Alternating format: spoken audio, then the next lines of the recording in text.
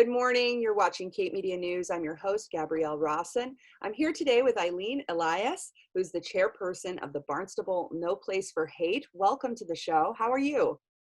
Good morning, and thank you for reaching out to me, and particularly to the Barnstable No Place for Hate. Absolutely.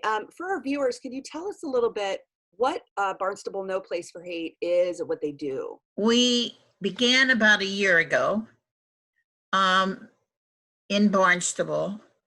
It is actually a national organization, originally supported, certified by ACL, and over time, ACL's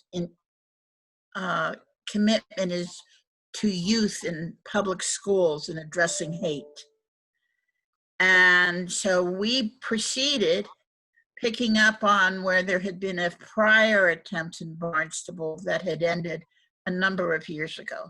And the governance of it is over time to become a nonprofit. It is not, we don't have that governing structure yet. And our whole mission is addressing hate in the town of Barnstable, from bigotry, racism, all aspects of challenges in non-acceptance of individuals. It also includes attention to people with disabilities, That's wonderful. anti-Semitism, etc. Our program covers all ages. We have chosen to address the impact of racism on youth, particularly after George Floyd's killing, and wanting to do something that would have the best impact. And that's where we chose the youth listening session. And the session itself, which occurred on September 24, will result in an education-based video. Absolutely. It also will result in an action plan. Tell us about that event and what it entailed exactly. 8 youth presented, including one per youth talking about his poem and based on experiences with racism. The other youth who spoke talked about their experiences, all of them addressing the same 3 questions: their direct experience with racism, their bystander experiences with racism, and what they want from adults to address those issues. And it's the what they want from adults that is really important in light of, as I said earlier, the action plan to help address the issues raised.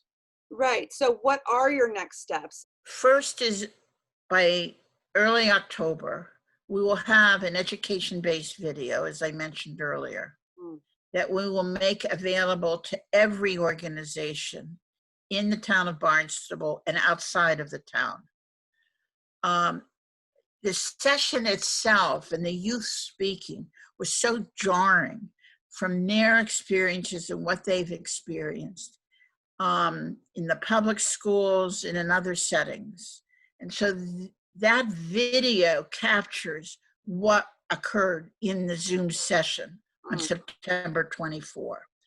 Following the video and promoting that, and thank you very much for your support, we will then proceed into an action plan to address the issues the youth raised and include youth in the planning. So we're accountable for the plan, not just for developing it, managing it. Wonderful. How can people find you to learn more about No Place for Hate? Do you have a website? Are you guys on Facebook? Where should people go? We are on Facebook. Okay. And I would suggest at this time, through Barnstable No Place for Hate, you will definitely find us. Wonderful. Perfect. Well, thank you so much for the update on what you guys are doing. We will certainly be following this story, and we look forward to learning more about your action plan. And to our viewers, thank you so much for watching. Again, thank you, Eileen, for being here. We thank you.